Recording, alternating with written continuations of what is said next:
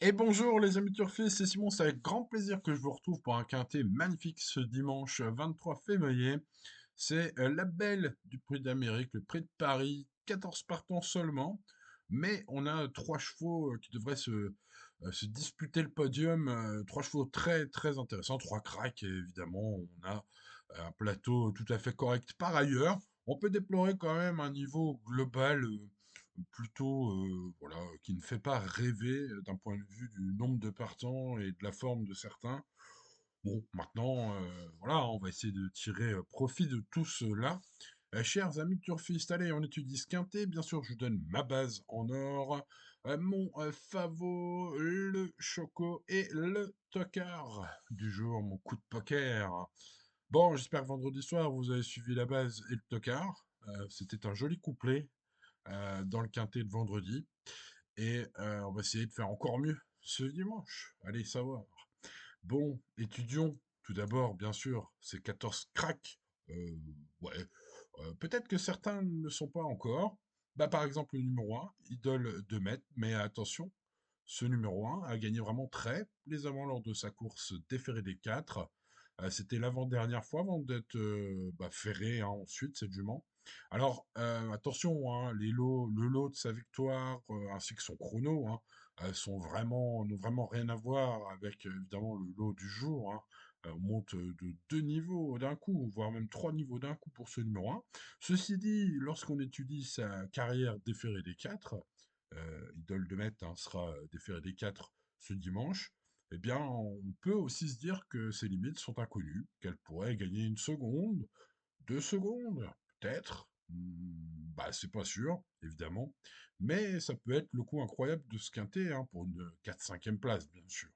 Passons au numéro 2, Josco de Fitz, qui après un changement d'écurie devra être à 120% lui pour prendre une petite place ici.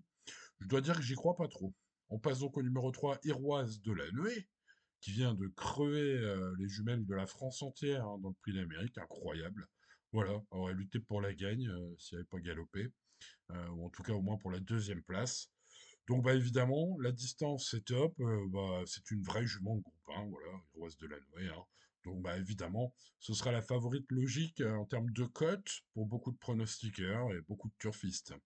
Passons au numéro 4, Hip Hop au fort, qui apprécie ce parcours de tenue, mais évolue loin du niveau requis pour briller à ce niveau. Montrer une certaine limite, hein, ce numéro 4, Hip Hop au fort. Voilà, alors est-ce qu'on peut rayer des chevaux vraiment totalement aujourd'hui? Bah, ils sont tous en mode course, hein, donc non, pas vraiment.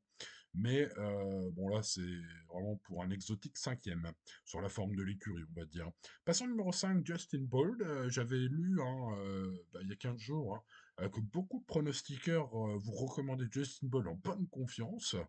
Alors, j'ai pas compris. Beaucoup avaient comme argument sa belle septième place dans le Prix d'Amérique.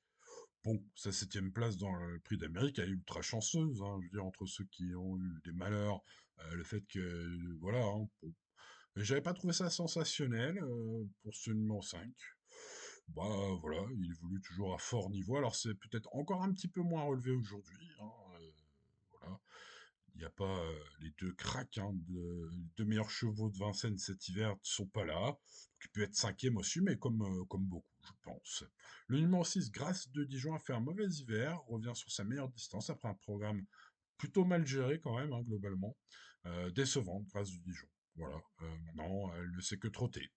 Passons au numéro 7, Fakir de Mahé, un peu le même principe, sauf que bah, lui, il fait toutes ses courses. Simplement, bon, bah là, à ce niveau, hein, il peut être cinquième. Bah, Mathieu Moutier a essayé de faire hein, pour mener des chevaux à 100 contre 1, cinquième dans les quintés. Mais voilà, sa forme est tellement incroyable. À ce pilote, il est en pleine confiance. Son écurie aussi, d'ailleurs. Hein, c'est lui l'entraîneur de Fakir de Mahé. Donc voilà encore un cinquième possible, hein, même si vous l'avez compris, là je parle pour des chevaux pour une cinquième place. Hein. Le numéro 8, It's de l'Armaker, bah pareil, peut être cinquième aussi dans un tel lot. Hein. Bon alors pareil, la dernière fois, il était vraiment très très donné. Bon, voilà, après, il a montré quand même une paire de fois ses limites au niveau des groupes de première catégorie, hein, je veux dire, des courses classiques comme ça. Bon, son entourage, sachez-le, même si Adrien Guarato est souvent très très chaud pour rien, est très chaud aujourd'hui. Donc, bon, voilà, il espère même jouer le pajama avec ce 8. Bon, moi, je vois plus pour une place, hein. Passons au 9, idéal lignerie. Alors là, j'aime beaucoup parce que là, on est sur un cheval qui a l'appétence pour les tracés très longs, hein. Je rappelle qu'aujourd'hui, c'est la version marathon, hein. Cette course, après avoir le prix d'Amérique sur le parcours classique, on a eu le parcours court il y a 15 jours. Et là, aujourd'hui, c'est la belle sur le parcours très long, 4150 mètres, hein. Donc, bah, ça peut avantager ce 9, dont les fins de course cet hiver laissent penser qu'il ne part pas battu d'avance. En tout cas, pour une troisième place à grosse cote.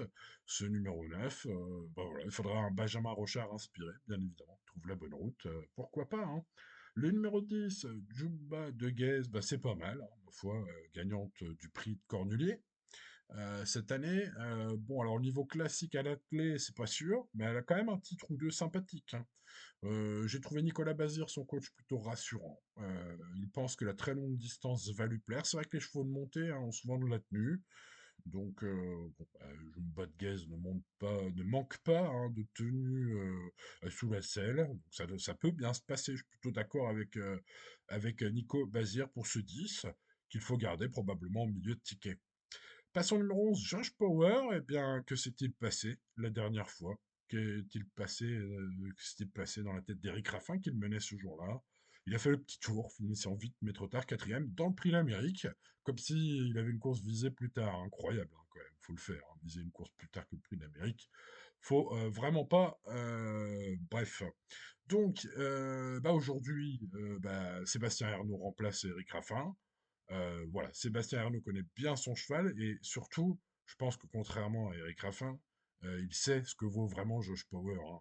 Donc, bah voilà, tous ses plus beaux titres, hein, avec Sébastien Arnaud. C'est parti pour la gloire. Aujourd'hui, s'il a le bon parcours, c'est un attentiste, hein, faut pas l'oublier.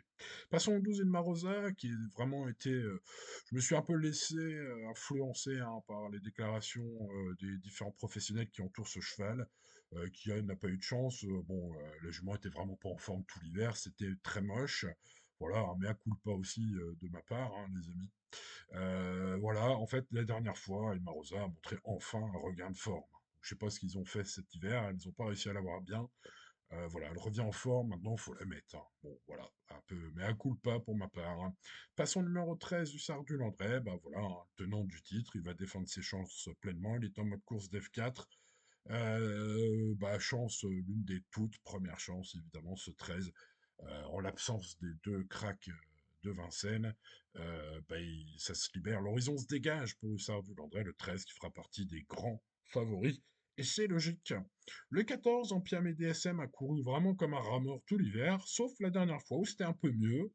On peut donc lui mettre une petite note de méfiance, hein, parce que ça ferait plaisir de revoir Empia DSM à un bon niveau.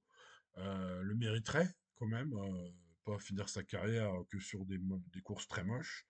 Donc bah, on espère tous que ce 14 va finir aux places 4-5e. En tout cas, évidemment, je mettrai ce 14 dans mon champ réduit. Voilà, hein, les amis turfistes. Donc, bon, bah voilà, on a fait un tour d'horizon, je pense, assez complet pour se laisser tenter par Josh Power, le numéro 11, en espérant que cette fois-ci, le pilote soit au courant de sa qualité. Bon, j'ai un peu l'impression que Sébastien Ernaud, c'est mieux qu'Éric Raffin ce que vaut son cheval. C'est mon avis, il n'engage que moi, les amis. Vous avez le droit d'ailleurs, même vous, de pas être d'accord, hein. Dites-moi dans les commentaires si Josh Power atteint ses limites dans le prix d'Amérique ou si, finissant vite mais trop tard après avoir fait le petit tour, il vaut mieux que cela. À vous de me dire. Allez revoir sa course, peut-être dans le prix d'Amérique. En tout cas, moi j'y crois à ce numéro 11. Maintenant, il faut le bon parcours, hein. C'est un attentiste, mais Sébastien Ernaud le sait bien. Iroise de la Noé, évidemment, la note intégrale dans le prix d'Amérique, bah, sera à la cote, hein, la favorite, et c'est logique, hein, vu la note ce jour-là. Bon, on va voir ce que ça donne sur 4100, mais on peut pas faire un papier à peu près sérieux d'une telle course et ne pas citer cette note incroyable sur ce numéro 3, qui est un favori à la cote très logique, même si le 13 du Sardu-Landré, tenant du titre et en mode sport aujourd'hui, sera probablement voilà, une cote presque similaire au numéro 3, hein. Donc, ce 3 et ce 13, bien sûr, sont les chevaux de tout le monde. Voilà, c'est un peu leur course. Attention, attention, sur 4100 à idéal, la lignerie, les amis, hein. Ce numéro 9 avec Benjamin Rochard, c'est peut-être le bon moment de tenter sa chance, en tout cas de le glisser sur une quatrième base. de tickets, pourquoi pas.